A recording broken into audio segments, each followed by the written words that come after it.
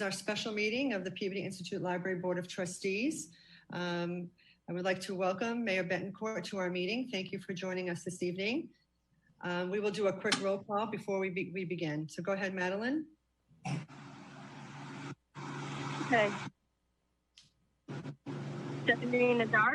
Present. Richard Struhan. Present. Peter Bakula. Present, correct? He's present, yes. Okay. Kate O'Brien. Here. Ann Quinn. Present. Don McAllister. Present. Wes Merrill. He's not here. Stephanie Dallaire. Present.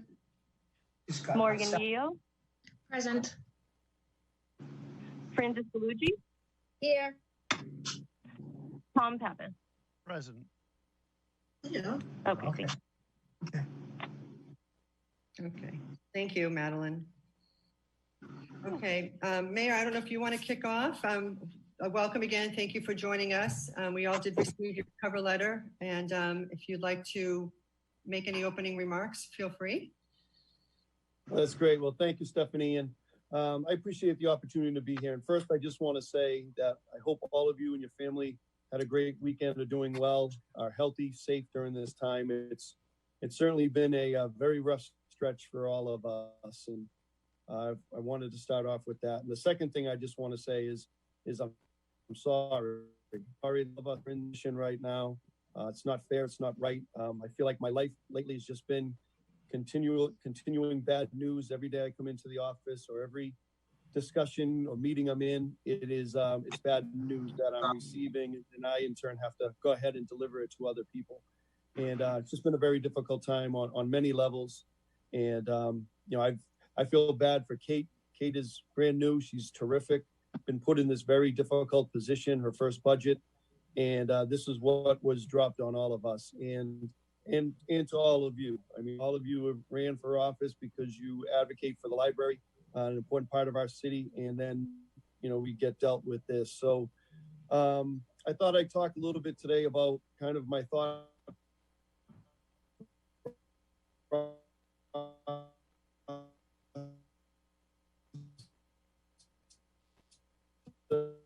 with. I did want to get a letter to you. I had supplied that to all the unions and all of our department heads last week, and I thought it might be helpful to have kind of to get over to you so you could review it a little bit before the meeting today.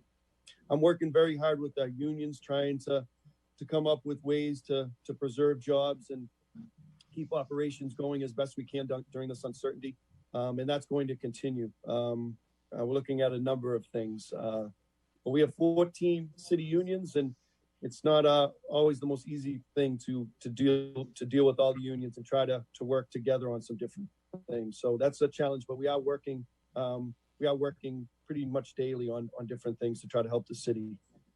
So really my thought process going into this, when I realized how bad things were, was to try to preserve jobs. And my first thought was full-time jobs, people that are benefited, people that have their health insurance and things through our city. I know obviously with everything's going on, everybody's lost quite a bit. And I was trying to preserve everybody I could that had full-time jobs in the city to really preserve their health insurance. And at the time, I didn't even know exactly where all the part-time positions were. I knew a number of departments, but I didn't know exactly how many. So when I asked for the list of the part-timers, that was my thought behind it, is to try to preserve the full-time jobs as best we can and look at part-time positions that hopefully would be short-term losses for us, people that we could bring back eventually as things improve, hopefully. And but that was my overriding concern at that point. The economic position we're in right now is pretty bleak. It is it's frustrating on really the three levels. And I don't want to bore you too much with the details of our city budget, but really it's important to know that our $160 million budget is funded by three sources. One is real estate tax. That's about 2/3 of the taxes, or real estate taxes pay for our budget, about $110 million.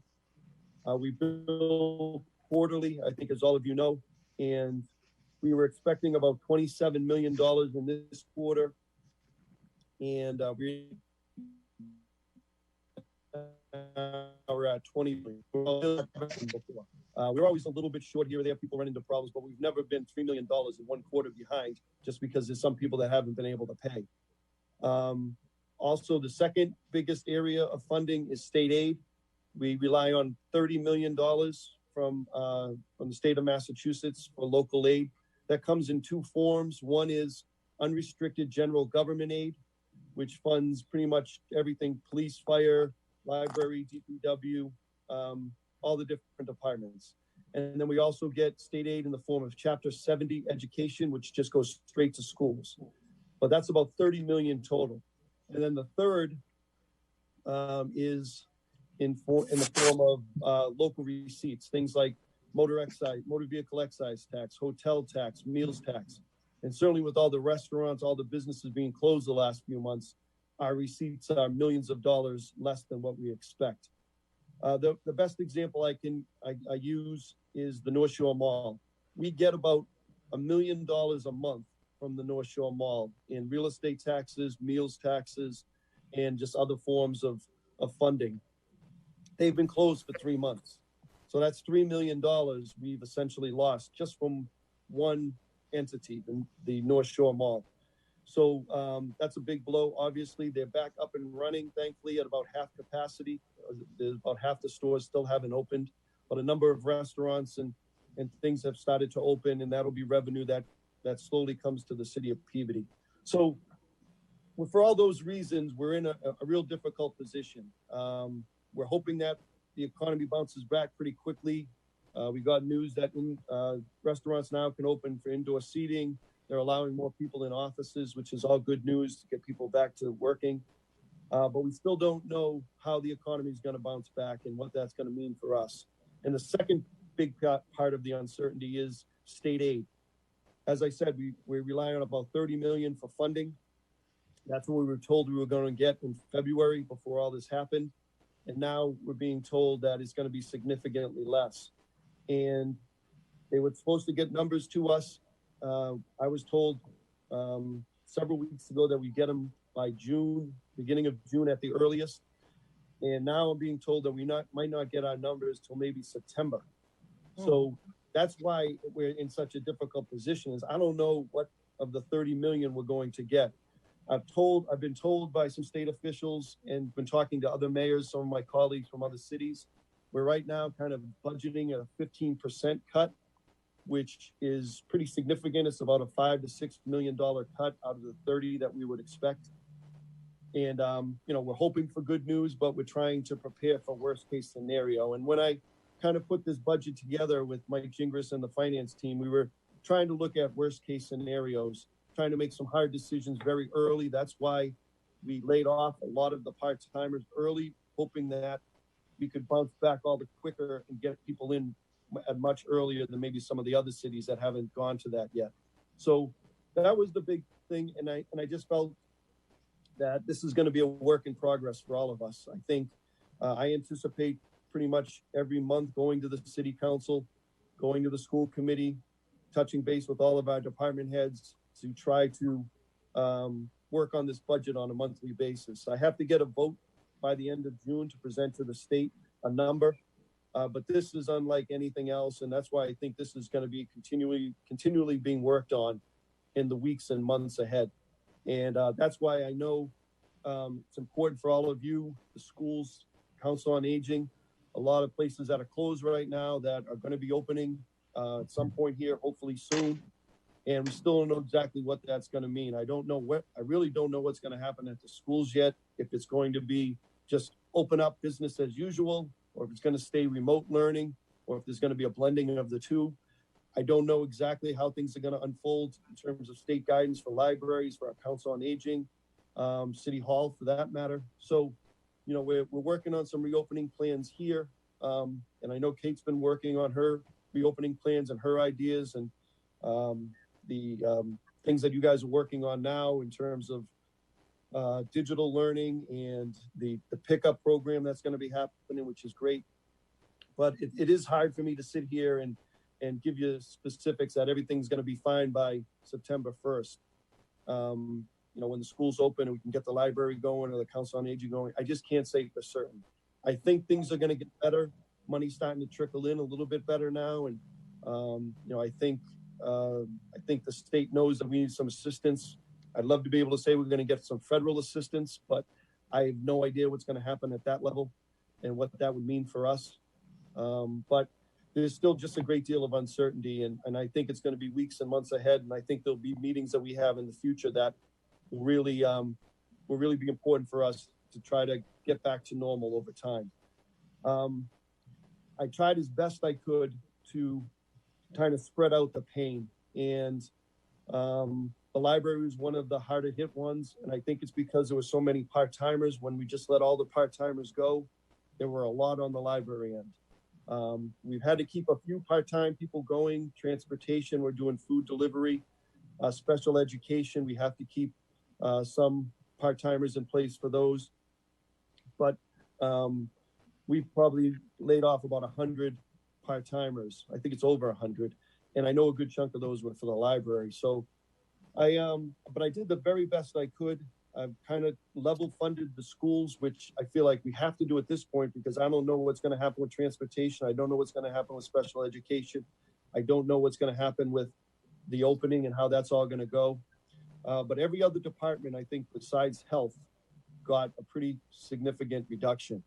I know the police and fire, I had to reduce their budgets each over $700,000, probably I think 6 to 7% range for each of those. And then everybody else, I feel like, was in that 10 to 20%. And the library fell in at 17, which was not good news to receive for all of you. And, I hated having to tell that to Kate, and she's really advocated, which I respect, and that's her job. And I know a number of you have reached out to me. And, but I feel like this is the number I have to go forward with now. And I think I really believe things will get better, but I just can't give a definite date at this point as to when things are all going to happen. So I figured I'd just open up with that. I threw a lot of information at you, but again, with so much uncertainty, I don't know if there's going to be another wave that comes and how that would affect our budgets and our operation. Some doctors say another wave is going to come in the fall and in the winter, and others say, the complete opposite. It seems like I always say this to people, but I'll go on CNN and I'll go on Fox News, and I feel like I live in two different countries. The way things go there, I have no idea what to expect. But I feel like this is the best I can do at this point. I do think things will get better. I want to have the library services that we've always had. I'm proud of the fact that we have 3 libraries. I know most cities and towns don't have that. I don't want to close a library long term. I think short term we have to, at least for now. And what I'm hoping is to work with Kate and all of you as things get better, start adding more and more hours every month and more days every month to try to get back to normal as quickly as we can. But I definitely don't think we're going to be we're not going to be able to open up as we were before for a while. And I think it's just going to have to be a phased approach. But I don't want to close the South Branch. I don't want to close the West Branch. Long term, I want to have those hours there. I mean, I went to the South Branch when I was a kid. Now I take my kids to the West Branch. And it's great to have all 3. Those resources I know are important for people. So, but it's just going to be a thing we have to work on together and take it month by month. So, but I'm happy to answer any questions or give any thoughts or comments. So Kate, or Stephanie, I'll turn it back over to you. Okay, thank you. We have some new trustees on the board, and Kate, if you don't mind, so Mayor, I think if I look in this correctly, I pulled the budget sheet, so it's 17.21 is the overall, correct, for the library? Yeah, I brought out all the numbers. So the way I was looking at it, we have the library was 17.2, community development was 15.3, our legal department was 11.5, our treasurer department was 19.8, police was 6.2, fire was 7.0, our streets and highways with the Department of Public Works is 16.6, facilities Council on Aging was 12.5. We had to close the George Peabody House for now. Park and Recreation was 14.9. Brooksby Farm was 10.8. Tilly's Farm 23.4. So I tried to spread it out as much as I could. But again, that was my biggest focus, was what was on part-timers. Because I'm trying to, as I said, eliminate as best I can, not having to go full-time, because that affects people's benefits and other things. And I didn't want to throw that on people when everything else in the world is going on. And I've learned over time from Kate and others how important the part-timers are to your operation. So, that's why we're hoping we can bring them back pretty quickly. But I wasn't thinking, when I said part-timers, I wasn't thinking library or park and rec or the schools. We had to let go of a whole bunch of kindergarten paraprofessionals. I really wasn't thinking at that point of what the departments were. My thought was, I want to preserve full-time jobs. I want to preserve benefits. And that's why I focused on part-timers at first. Mm-hmm. Okay, so Kate, if you want to just explain, so I just want everyone to understand what that cut means, so we understand going forward what this looks like in the short term anyway. What does that mean financially and from your point of view as running these buildings? Sure. Thank you, Mayor, first for coming. I really appreciate it. I appreciate your discussing this with me for weeks and weeks and months on it. I really appreciate your support and your teaching me how this budget process works. And thank you for coming tonight. And we know that you do support the library. You always have supported the library, and that's obviously no different this year. This is just a really hard place that the entire city's in. These, just so the trustees all have an idea what this means, basically the 17.21% means that we're pretty much down to no part-time staff. We have a couple people that are kept on because their part-time jobs are really key to the library. But with no part-time staff, that essentially means that assuming September 1st or Labor Day-ish, that things got better and we would be able to reopen the libraries even in, we're starting curbside pickup at the main library in a couple weeks, and we'll be doing that in all of our other services at the main library. But starting September 8th, if we were able to open again, we would not be in a position to open either branch right now just because we don't have the staff to do it. So that obviously, ideally, of course, we would be able to hire back some people and open the branches as soon as is safely possible, as fiscally possible. But at this point, we're going to have to wait to open up the branches until there's the money and the staffing to do it. The other part that goes into this, that's a big part, is the Massachusetts Board of Library Commissioners state certification that we get every year. Basically, that requires our fiscal budget to increase by a total of about 2.5% every year. Obviously, our budget is not increasing by 2.5% this year. It's going down by 17.2%. So that's not going to happen. But we do have a waiver process by which you can apply for a waiver. That only will get approved if our total budget cuts are not over 5% greater, basically, than the entire city's cut. So since we're at 17%, the city would have to be around 15% total, which does not include the school department. It just includes the municipal city side. But obviously, we're very far from that as well. So without getting a waiver for state certification, what that means starting in October is that we lose our patrons, our Peabody patrons will lose borrowing privileges at all neighboring libraries in the state, basically. Other libraries are no longer required to lend items to our patrons. And from personal experience, libraries do not lend to libraries that have lost certification. It's a big embarrassment for the system in the city as well to lose certification. It also means that we lose about $67,000 in additional funding that we use to pay for pretty much all of our programming and restore our Audubon prints and to supplement our materials budgets and money that we really need to keep all the other kind of behind the scenes stuff going. So these budget cuts, and of course we realize that this is a hard time for the city and everything has to be proportionate. We totally get it. And we're not arguing that we shouldn't get cut, obviously.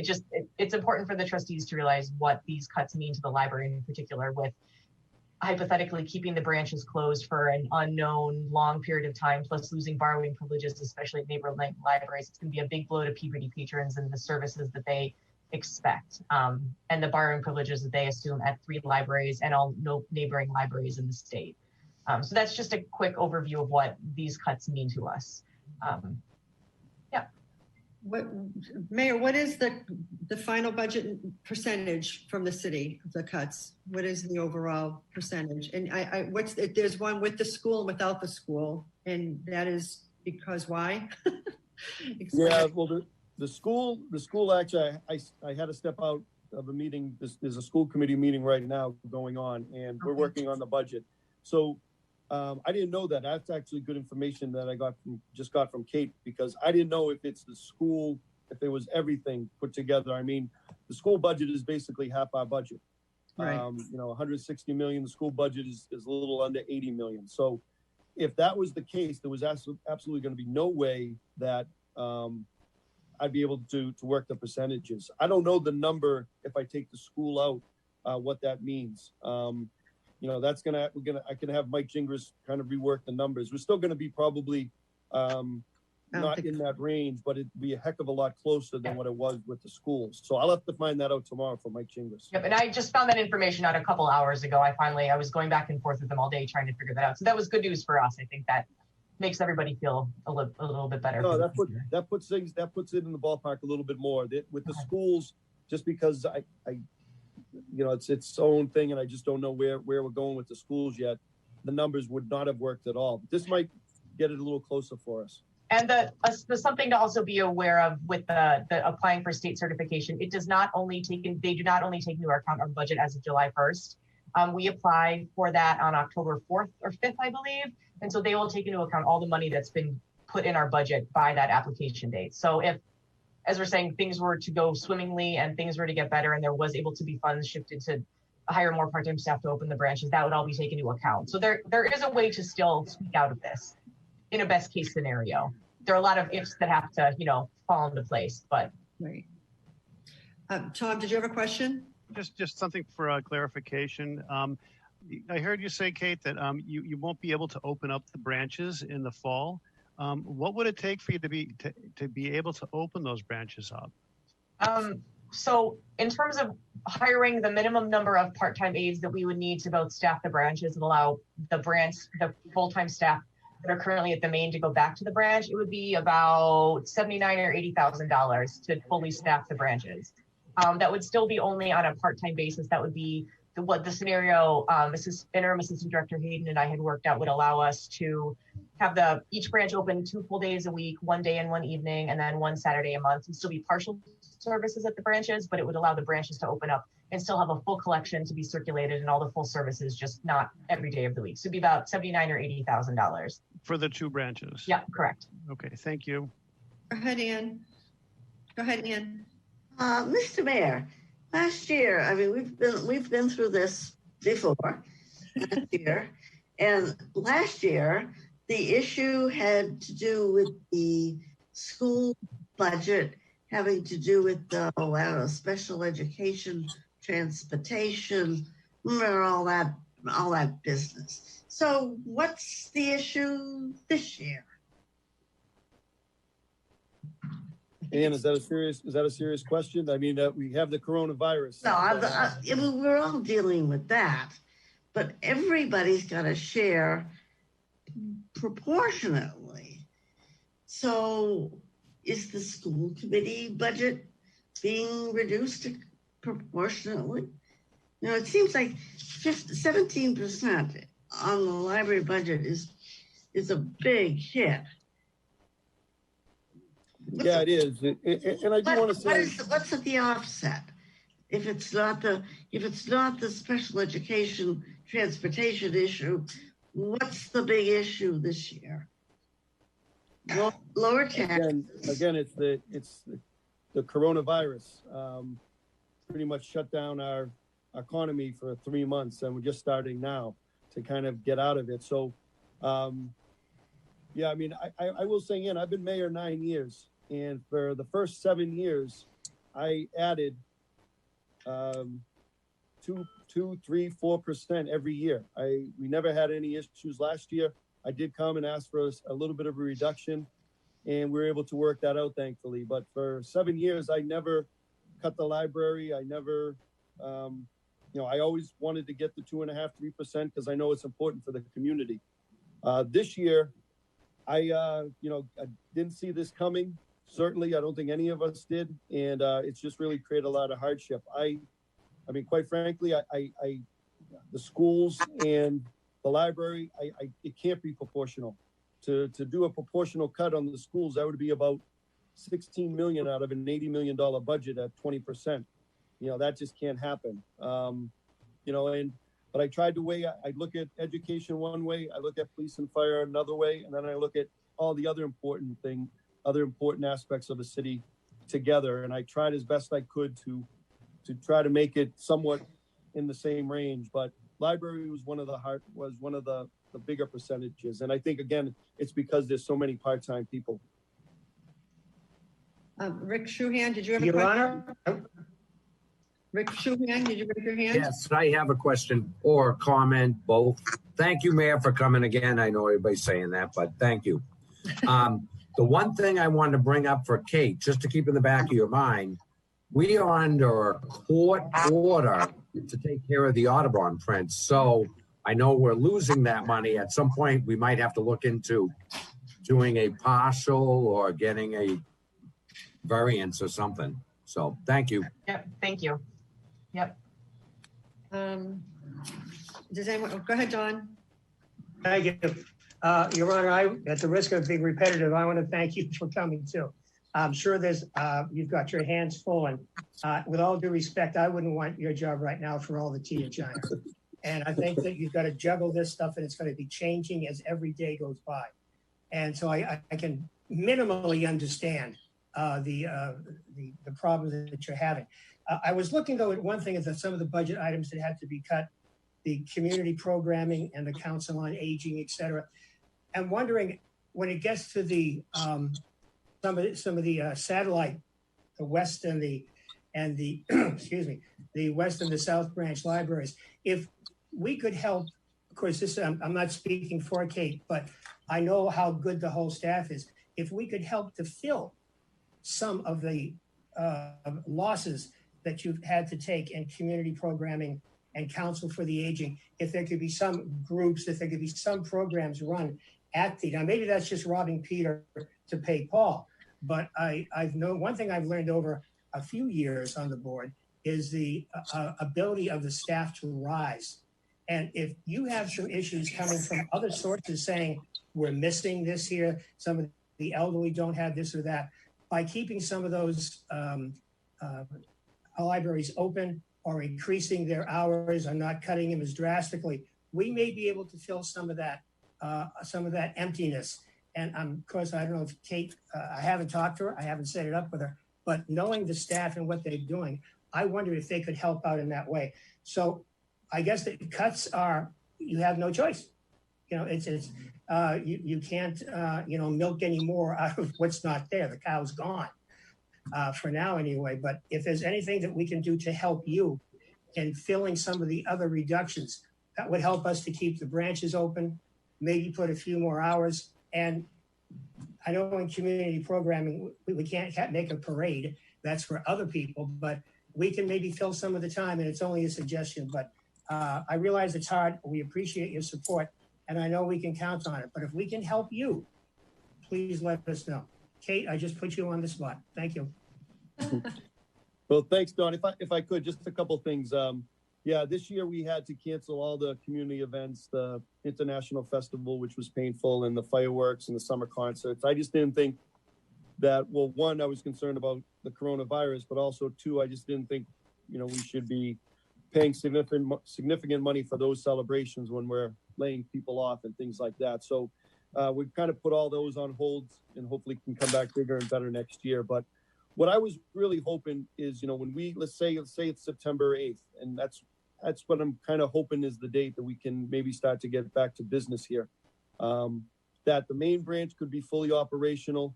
And then I was thinking if there's some way to, and Kate can work her magic and have, one day a week at the branches in September, then in October, we can add another day or a couple more days and kind of just build from there. I'd hate to close them completely, for September and see how. I'm hoping that it can just be, like I said, a phased in approach, and we can just continually add to it over the course of every month.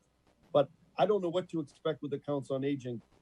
That's a great example. And I'm not sure when that's going to open. I don't expect that to open in September.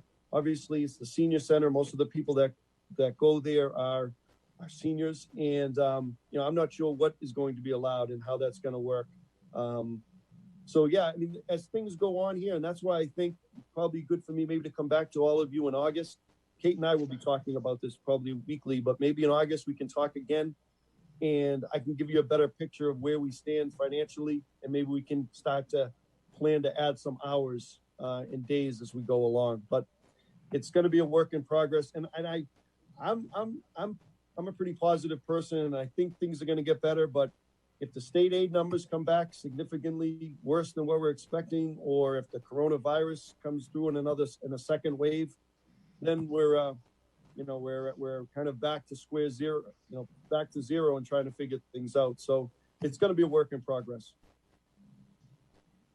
So, Mayor, I just want to understand. So, say we're able, things flow, and we're going to think positive for a moment, that things get better, your revenue stream is increasing, and all of that, and you want to go ahead and open a branch, hours, start plugging in a little bit. Does that mean that money will come to supplement this current budget that we've proposed, so that you will add money back into it? Is that what you're saying, along with being able to do those services, or working off of this single budget that we have in front of us? I wasn't sure what you meant by that.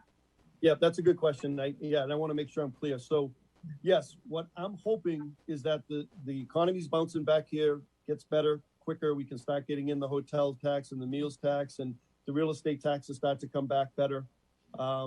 Now that the mall is open and some other big businesses are now open, and that we get our state aid numbers. And I've kind of put in there what I feel is a worst case scenario. So I think things are going to get better, where come August or come September, I'm going to go to the council with supplemental money to distribute to the different departments in the city. So that's what I'm hoping. And tomorrow night when I present to the city council, that's what I'm going to speak of, that what we have now is what we have now, but I'd like to schedule a meeting in August, maybe 1 or 2 meetings, into September. And I'm hoping that I'm able to ask for more money from them to distribute to everybody. Yeah, in order to open the branches, even a day of the week, because starting in September, we're going to have to take our main library hours up to the normal 63 hours a week, which is basically 7 days a week. So in order to, in September, both up our hours and basically double the number of hours we have at the main library starting next week, we would need to have a supplemental budget addition to hire staff. We just don't have enough people right now to run all 3 locations, unfortunately, which is heartbreaking for all of us. We just don't have the bodies, unfortunately. So in August, like you say, revisit and we just can't plan any further, I guess. We can all be hopeful and encourage everyone to go to the mall and start spending money, eating out, shopping, pay a real estate bill, do all those things, because that will help in the long run, I know.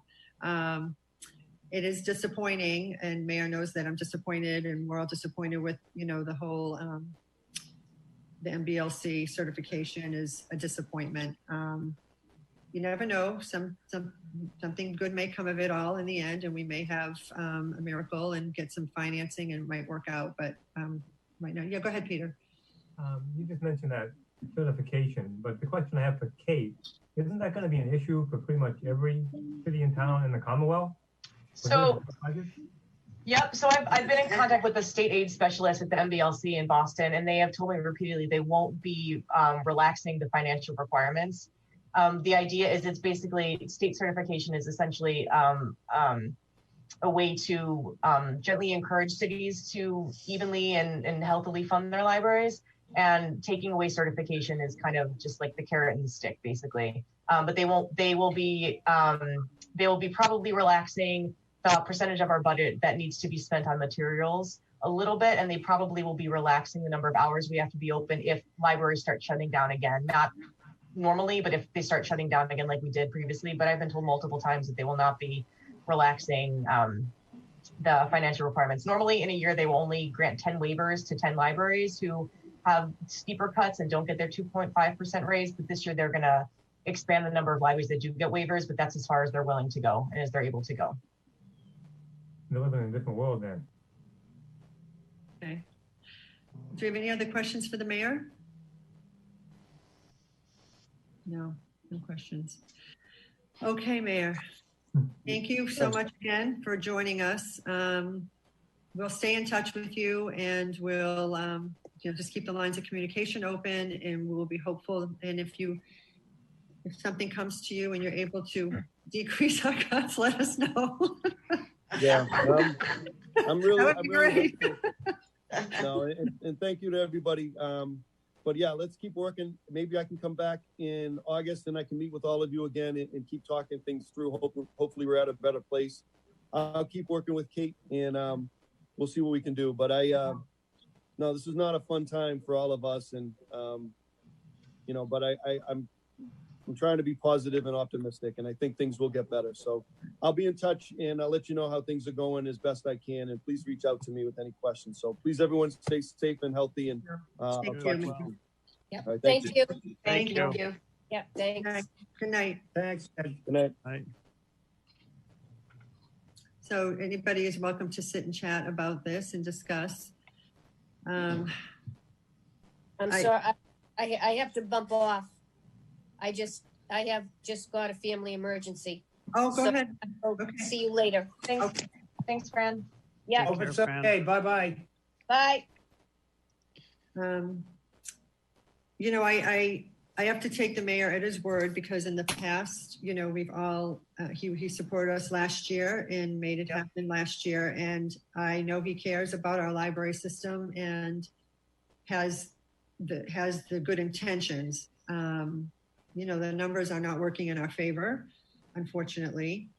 I don't have a good solution of where we can go from here, as far as, we can't change what it is right now. Go ahead, Morgan. I know the main library has to be able to certain amount of hours for the state certification. And that's, the branches don't count in that total at all, right? Correct. Okay, so there's no way for staff to rotate days from main? No. And honestly, so we have staff coming in starting on this coming Monday, the 29th, about 6 people per day on a 2.5, everybody's basically working 2.5 days a week, about 6 people per day, which is the minimum to safely staff the building when we're open to the public, and we are not open to the public. And that's working about 32 hours, 35 hours. And there's no way in the fall that even getting up to our normal 63 hours a week and doing Monday through Saturday, even with eliminating Sunday hours, it's going to be nearly impossible to staff our full required amount of hours with the staff that we have. And I know 21 people, 22 people sounds like a lot of staff members, but when you think about how big the building is, and there are 5 floors, and there are multiple service desks and multiple doors and multiple computer areas, and all the collection development and program design and curriculum design that has to happen behind the scenes, and marketing and social media, 21 people is still not a lot of people to run that giant building 7 days a week. So I really do not feel that there's any way that we can open the branches at all. And I would not feel comfortable asking staff to work at both branches, because they're not going to be physically capable of it. And because we're starting curbside pickup also in 2 weeks, and every library that started it has said it is inordinately exhausting, both physically and mentally, to be pulling holds all day and putting in cars, 40 cars an hour at some libraries. And we're going to be continuing that in the fall. So normal-ish library operations, limited open to the public, plus curbside pickup that we're going to keep going indefinitely. There's no way we can open either branch, unless we get an influx of cash, which would be wonderful. If we can find that extra $80,000, if receipts start going in better, and it's the mayor is generous enough to add it to our budget, we can hire 10 aides then, 10 part-time people at very reduced hours, but that gives us enough flexibility, like I said, to do each branch 2 days, 2.5 days a week. And that's something. So the branches aren't sitting there empty. But for the summer, they're going to be empty because we weren't planning on opening them anyway. But the concern is come fall. And we would have to hope for a miracle that the economy gets better, there's no second wave yet, and then there's money available for us, because it's really, I'm really nervous about coming up to full staffing hours in the fall anyway, let alone adding branches. It just doesn't seem possible. Mm-hmm. Go ahead, Ann. I have a pretty egregious suggestion. What if we were to turn the library into a private membership library? Wouldn't that go against the Georgia Against, Peabody? well, I know all of that, but I'm just thinking, this business. I think that personally goes against everything that public libraries stand for, which is free to all. Yeah. But we're constantly fighting this battle with the city. There's got to be another way to find some funding. And we're not really fighting a battle with the city here. It's a pandemic. Yeah. It's a pandemic. I understand that, but we went through this last year. It's different last year. This is a different situation altogether. This is a Much pandemic. The whole globe is suffering from this pandemic. Well, I'm just trying to think out of the box as a way of dealing with the financing of the library. I think the best thing we can do right now is focus on the staff that we have left, which are fabulous we came back in part-time today to start working, and the people I saw today, we all had to stop ourselves from hugging each other. It was wonderful. The 4 or 5 of us that were in. It was, no question. And so I think the best we can do right now is to ask the staff to pivot and do more with less, as we've been asked to do for years, which they're good at doing. Everybody has their limit and we get exhausted, but the staff is good at doing that. We're all good at being creative and pivoting and learning new skills, which is what we've been doing for 3 months. And we just hope that this gets better in the fall or gets better in the spring. And it is heartbreaking. I mean, to talk to the branch staff about, do you want to we had a conversation of, do you want to move your computer over to the main library for the time being and move your workstation to a different building? And nobody wants to say that.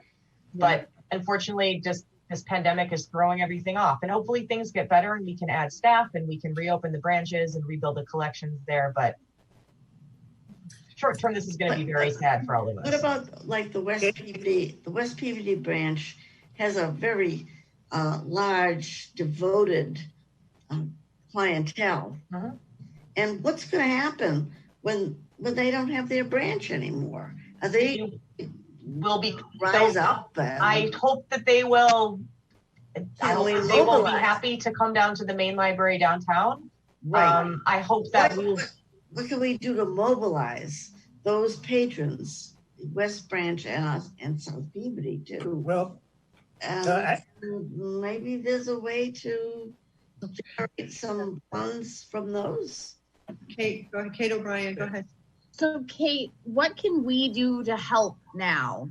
Like, what can we do for you, for the staff, to help and support you between now and the fall? Keep everything that we're going through like in the front of your brains. Don't forget about us. I think that even if I will be sending you we're about to start something new and different. Curbside pickup in a week and a half or 2 weeks is going to be something we've never done before. And other libraries are just kind of making it up as they go along. It is going to be new and scary for all of us. And there's going to be a lot of trial and error, but I think it's going to work. But it's a brand new service that we're developing at the drop of a hat, basically, with like 2 weeks notice that Al and I have been planning this for a month, and we got the okay, and the staff is like, yep, let's do it. Sounds great. I think just keep thinking of us and keep reading the emails I send you and keep following what's going on in the city financially and with other departments, and just make sure that we don't get forgotten because our doors are not open to the public. Kate, if you want us to call, I'm happy to call. If you want to take it on, or one of your staff members. But for example, Hamilton, I know you mentioned you've spoken to other systems that have started curbside pickup. The ones who have been doing it the longest, and I just say Hamilton because I know they were in the paper a couple of weeks ago, and just get some of their best practice, what they've learned the hard way, that maybe the shortcuts that you can, so you don't have to learn, and just follow their lead on some things that worked and that didn't work, so that you don't fall into that trap and waste your time and your energy and all of that. Right. Too. That's why I'm glad that we're starting on July 6th, because there are other libraries in Noble that have started already. And we have a weekly Noble directors meeting every Friday. And every Friday we're talking about best practices, and people are now starting to say like, well, we tried that didn't work. We're like, this is a really good thing, and how people are doing it differently. So I'm getting that every Friday, but any other information you have from any other libraries would be welcome to add to the stores of knowledge that we're amassing at this point, because I don't want to make any mistakes. This is a scary, dangerous thing, and I don't want to, this needs to be as seamless and careful and safe as possible. Absolutely. Go ahead, Kate. So I might not remember correctly from last month. So are you using the South Branch for the lunch program this summer? So both the West and the South Branch will be used as pickup spots for the lunch program. So I'm not sure of the day of the weeks. I think it's basically one day a week. The South Branch in the parking lot, Haven from Hunger and Citizens Inn will be there giving every kid or adult picking up for a kid 5 lunches. So the kids can pick up a week of lunches at a time. And then another day of the week at the West Branch, the same thing. So basically they're using the branch parking lots. Oh, okay. So they're not using any of your. No, it's all grab and go. No programming is normal. That was not a viable option this year in the library courtyard. It just did not make any sense. Plus staffing, we just literally don't have the people to do it. So Yeah, of course. yeah, and that's starting the week of the 29th. So I guess next week. Yeah, Kate, I had, I just make sure I understand some of this. But first of all, I've had the pleasure of serving under 3 mayors, and every one of them has always told me, sometime in a whisper on the side, that the best bang for their buck in the city is the library system. They certainly will do what they can, because I'm sure they will get calls from the poor guy. He's going to get calls from especially the West and the South. When is the library opening, et cetera, et cetera. And we don't want to pour gasoline on the fire he's already got. But I would like to just ask one thing. The 63 hours that we have to do at the main, how much does that cost roughly a year? I'm not asking you for nickels or dimes, though you probably know. To keep it running, just with your 63 hours appropriately staffed, maybe with just curbside. I mean, we don't know if another surge comes up, we might have to stop that. But how much is that roughly? So I mean, I can give you general payroll numbers. Just ballpark.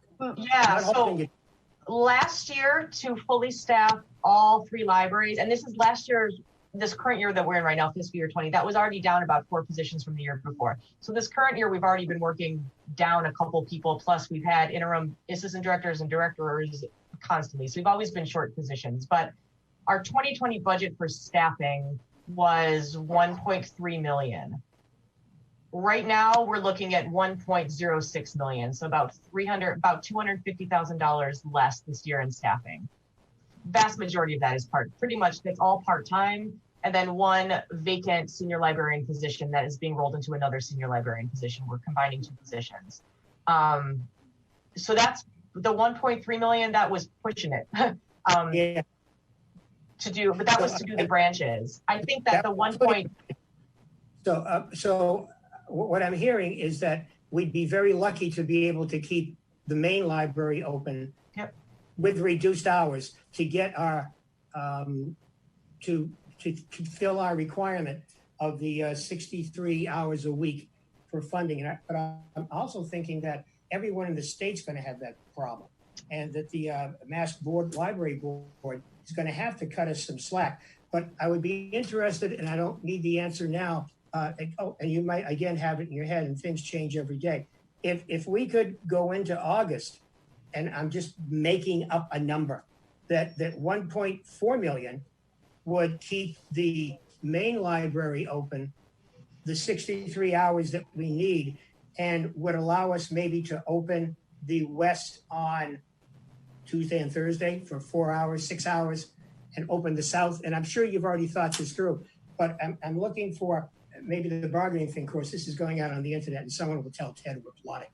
But I would like you to be able to go in August and say, gee, for $210,000, we can open the 2 branches X number. I would just like to see you being $80,000 to do that. Right, that's what we said. It's about $81,000 to hire back about 10 part-time aides at reduced hours. That would allow us to open both of the branches at the 2.5 days per week per branch. It's about $81,000 minimum. Okay. Absolute small amount of money, and that would do it. Yeah, exactly. I know that our job is to advocate for the library as well. Certainly everyone else is doing, but I'd like to know that those figures are ready when the time comes. Because I think we get this back, it's going to be inch by inch by inch by inch. Oh, absolutely. Yeah. Oh, thank you. It's just around $81,000 to open the branches at this point. Our expense funding, basically the way our expense funding broke down is that it was reduced to FY 2019 numbers. If you remember last year when we got that last influx of cash to bring us to certification levels, that went into, we lost staffing last year, but got more money in expenses. So then this year our expenses went back down to that previous number. So basically our expenses are paying to keep the branches open right now. Our expenses are enough to fund full collections at the branches, to fund keeping the lights on and paying the AC and fixing stuff. So we have the money to have the physical buildings. We just need $80,000 worth of people. And if you do the math, $80,000 and 10 people, that's about $8,000 a person. Like aides are really cheap labor and they're really flexible, and they allow us to open 2 more buildings. So it's a pretty small cost, especially it's about 5% of our budget because we're a tiny budget, but it's a very small cost to expand services from 1 library to 3 libraries very quickly. And age and those people don't have benefits, so it makes them even cheaper. Right. It would be very cheap. Yeah, very cheap labor. Right. Thank you for all your hard work keeping it afloat. I'm trying. Thank you. And I thank the staff too. The staff has been extraordinarily flexible and cheerful and dedicated and crying along with me at weekly meetings as we discuss this, and optimistic and very creative. And I know a lot of them are watching. Hi. We really appreciate all but they're really remarkable. So are you and Al and everyone else that's put their time in. We really, really appreciate it. You know, you've got your head on it, and you've been like so passionate and so informative, and you've given us anything and everything we've ever asked for or needed. And thank you for that.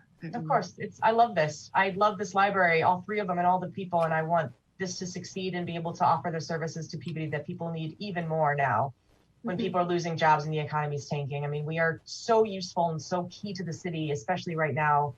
I really hope that we're able to pull this out in the fall and expand services, because it's going to be a real losing certification and not opening 2 branches at the same time is going to be Well, I think about income. We talked about that previously. I'm sorry, Tom, I know you have a question, but just quickly, you know, we have to remember our seniors, our low income groups, that a lot of them are the minority groups that really benefit from our library services. And it's a shame that, again, you know, they don't have that access now, and it's tough. It's tough today. But go ahead, Tom, I'm sorry. Yes, I agree, Kate. Kate, that's you and your staff are a terrific group of people doing a great job. I really appreciate that.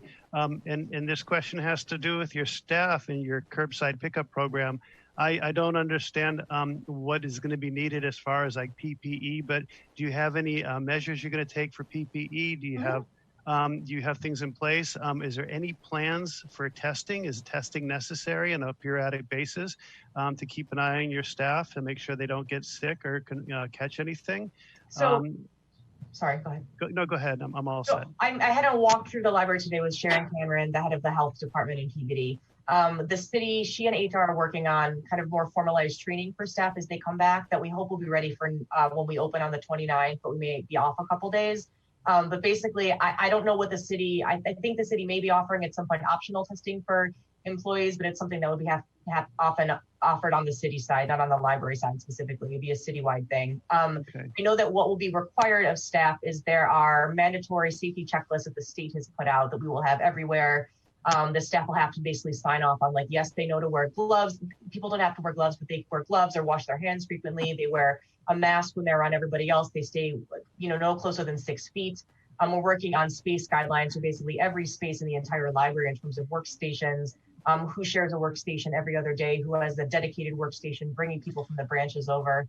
The city is providing all of that training specifically that people will sign off on. There's also I just learned about this today, a daily checklist that people have to kind of self-certify, saying that today when I came to work, I was not feeling any of these symptoms and I had not been around these people who were showing any symptoms. So it's kind of an honor system. And the city is providing, they're making available both, a number of cloth masks and disposable surgical masks, paper masks, and gloves and hand sanitizer. And we're working on a supply of sanitizing wipes. People are welcome to bring, I will be wearing my own cotton mask from home. People are welcome to either grab what they need at the library or wear what they want at home. But we're working, Al and I, Interim Assistant Director Hayden and I are working on a very detailed step-by-step. This is what happens when you come to the library. This is the door you may come in. This is the curbside pickup door versus the staff entrance and entry door. And this is what happens when you come in. This is how you can put your lunch in this, in the refrigerator. And this is the time you can get it and put it in the microwave. And this is where you may eat. It's going to be not very fun, but necessary to provide this service that I know a lot of people really want. And then the curbside side itself, I think, is going to be honestly the safest part of this, because people will stay in their cars. They will place their holds. Once we tell them their holds are there, they'll set up an appointment to come a 2-hour period. They will pull up, they will text us and say, hey, I'm here in spot number 2.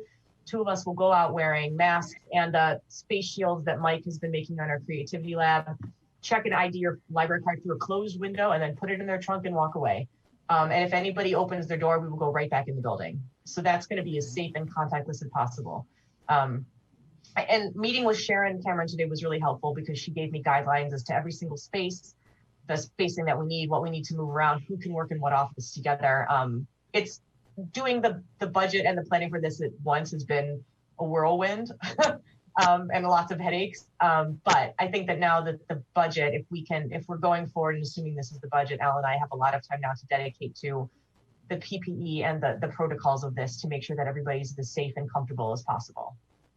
Thank you. That sounds like you're keeping everybody safe. Thank you. We're doing our best.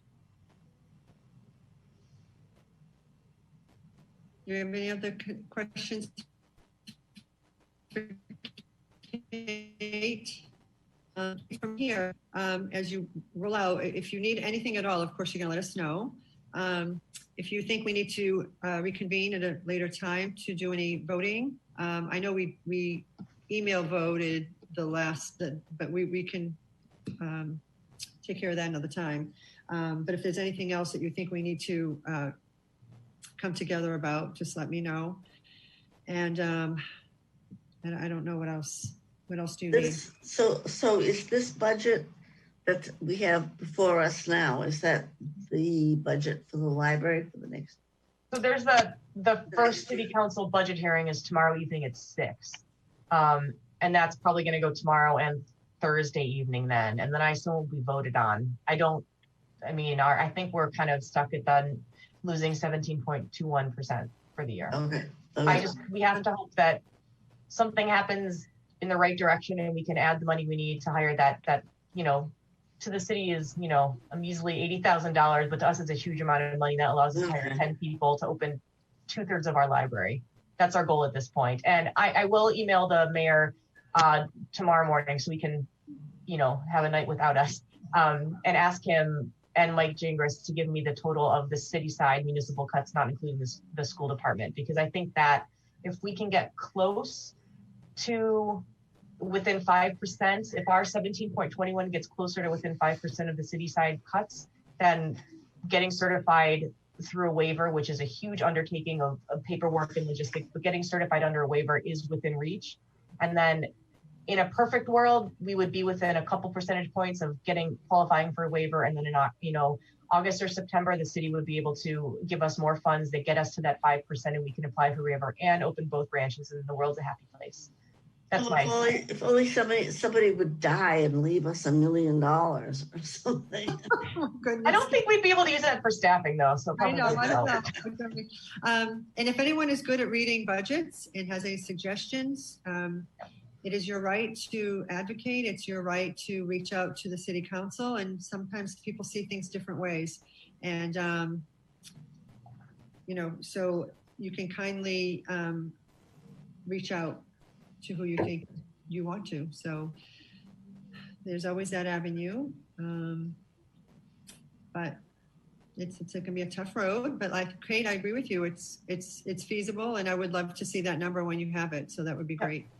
Yep, I'll get that number. I'll ask for it tomorrow morning, first thing, and see how far we're off and figure out that dollar amount. So I know that right now, I did the math earlier. Right now, to get us, I had assumed that the city's entire cuts were around 3% based on the last number on that giant 65 budget thing that I sent you. So at this point, just quick napkin math, what I figured is that assuming the city's cuts are at 3% and we're at 17.2%, to get us within that 5-inch range, which means our cuts would have to go to like 7-8%, which means we would have to add $142,000 to our budget, which we're already talking about adding, in a best case scenario, 80 to hire the aides. So there's a possibility that if we take out the school department, we'll be pretty close to that 5%, because the difference between $142,000 is not a ton for us. It's like 7% of our budget, which 7% is a lot to make up, but it might be close. And so I'll work on that first thing tomorrow morning.